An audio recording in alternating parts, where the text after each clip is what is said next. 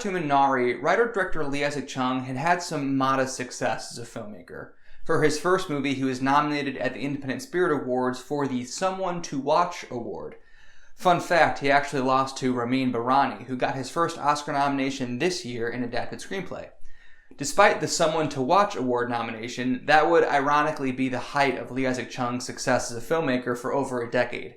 He made 4 movies total, none of which got any kind of significant distribution and none of which I'd heard of, but still, he made 4 movies, and that's more success than most filmmakers achieve. But by 2018, he could see the writing on the wall and thought that it was time to leave filmmaking behind. He had accepted a job teaching film in Korea and was preparing his curriculum when he decided to try to write one last screenplay, just to leave all stones unturned. For inspiration, he began cataloging his own memories of when his Korean immigrant parents relocated the family to rural Arkansas when Chung was a kid. In this cataloging of memories, character arcs and a narrative began to form, and this eventually became Minari. And now Chung is nominated for Best Director and Best Original Screenplay, and I don't think he'll be teaching film in Korea anytime soon. Minari is the story of the Yi family as they relocate from California to, as mentioned, rural Arkansas. The parents, Jacob and Monica, work at a hatchery where they have the unenviable job of inspecting and sorting chicks by whether they're male or female. But Jacob has aims to build a garden in the yard behind their trailer and grow Korean produce to sell to vendors in Dallas. He hopes to one day have a 50-acre farm. Despite Jacob's entrepreneurial ambitions, Monica has difficulties adjusting to life in Arkansas, and this creates tension in their marriage. To watch over their young kids, the family moves Monica's mother, Soonja, in from Korea. But the kids, who were born in America, struggle to get used to their Korean grandmother. Despite being a movie about a family, I think it's fair to say that the 2 main characters are the father, Jacob, played by Steven Yeun, and the son, David, played by Alan Kim. Those are at least our 2 point-of-view characters for the most part. Which makes sense. This is a movie based in part on Lee Isaac-Chung's memories, and David is the Lee Isaac-Chung stand-in.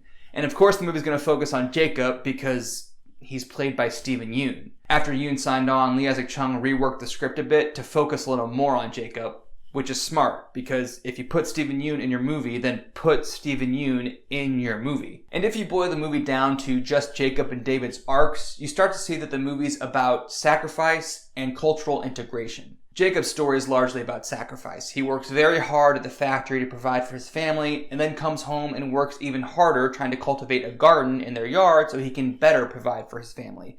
And that's to say nothing of the sacrifices involved in uprooting their life in California in order to seek these opportunities in Arkansas. But the irony in all this is that at times, Jacob's sacrifices for the family come at the expense of the family. When I first started thinking about David's arc, the word assimilation came to mind, but this isn't really a story about assimilation. He and his family do have to endure some stares and a couple of obliviously ignorant questions. This is Arkansas in the 80s after all. At least the ignorance is oblivious and not malicious.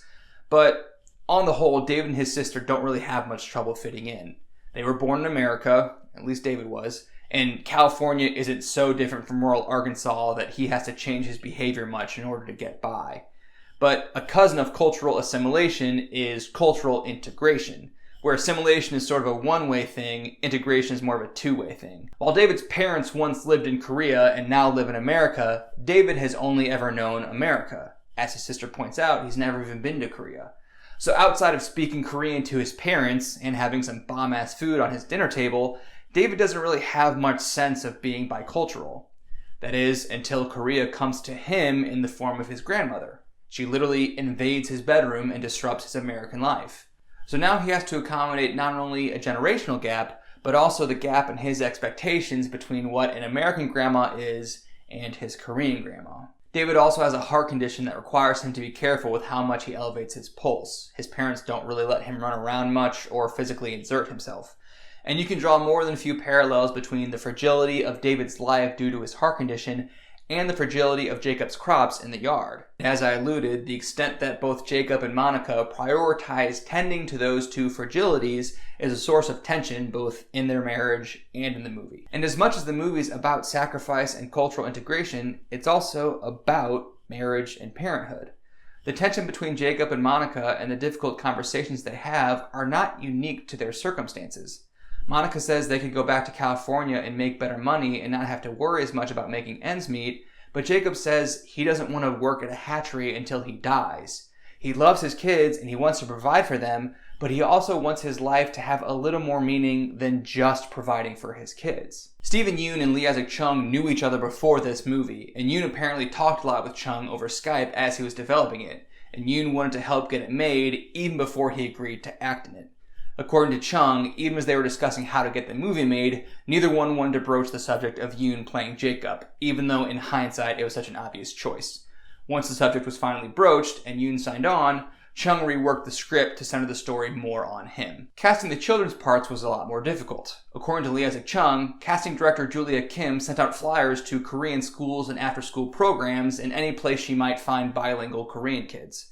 She even physically showed up to these places in Los Angeles to personally hand out flyers to some confused parents. Despite these efforts, they ultimately found Alan Kim, who plays David, through a casting listing they put in Northern California, and they found Noel Kate Cho, who plays the Yee's daughter Anne, in Virginia, which gives a sense of how wide a net they cast in trying to find these two kids. And because they were filming with kids, they had a very limited window of when they could make the movie. They had to shoot in the summer to accommodate the kids' school schedule, and because of the other commitments of the adult actors, they could basically only make this movie in July of 2019, which meant they had to secure funding by April in order to have enough time for pre-production. And according to Lee Isaac Chung, A24 came through with the money and greenlit the movie at the last possible minute, when the movie was literally a day or two from falling apart. And I mention all of that because I want to take a step back and appreciate all the things that had to come together perfectly for this movie to even exist. The writing, development, casting, funding, all of it.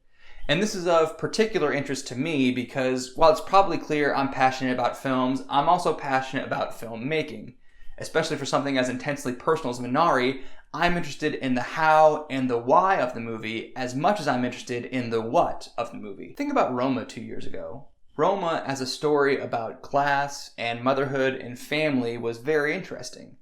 But Roma as a recreation of reality, as a memory, as a testimony, that was a lot more interesting, at least to me. Its proximity to Alfonso Cuarón's memories invites us to consider film's power to share something intensely personal, to preserve something fleeting, to connect someone to their past and let us witness this attempt at connection. And while Minari may not be as technically proficient as Roma, what movie is, all of that stuff still applies. The context of the movie is as interesting as the text. Stephen Yeun's father emigrated their family from Korea to Michigan when Stephen was a young kid, so he's playing his own father as much as he's playing Jacob Yee. He said in interviews that he based a lot of the physicality of the performance on his father, the way he holds his hands on his hips, the way he sighs, etc. And that's to say nothing of the fact that Lee Isaac Chung is effectively adapting his own memories, much like Alfonso Cuarón with Roma. And while it's certainly interesting to study the David character as Lee Isaac Chung reflecting on his childhood, it's possibly more interesting to study the Jacob character as Lee Isaac Chung relating to his own father with a new perspective.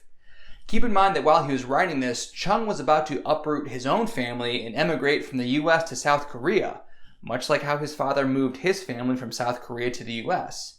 On the Ringer's Big Picture podcast, Chung said that he was learning the human story behind his parents and what brought them to the US and what they must have been going through as parents and as husband and wife. And given the parallels of transition in his own life, he was realizing that he and his father are so much more similar than he thought. I think this is really cool and kind of weirdly relatable. A thing I've been thinking about in recent years is the fact that I'm now an age that I remember my parents being. Like, when my dad was the age I am now, I was like 9. And I remember being 9. And I remember what my dad was like when I was 9. When you're a kid, you just sort of see your parents as your parents and not really as people. And I think it takes some time to gain that perspective. That's been true for me, and it appears to be true for Lee Isaac Chung. The details of our respective stories may be pretty different, but I still relate to what he's doing here. As always, there's universality in the specific.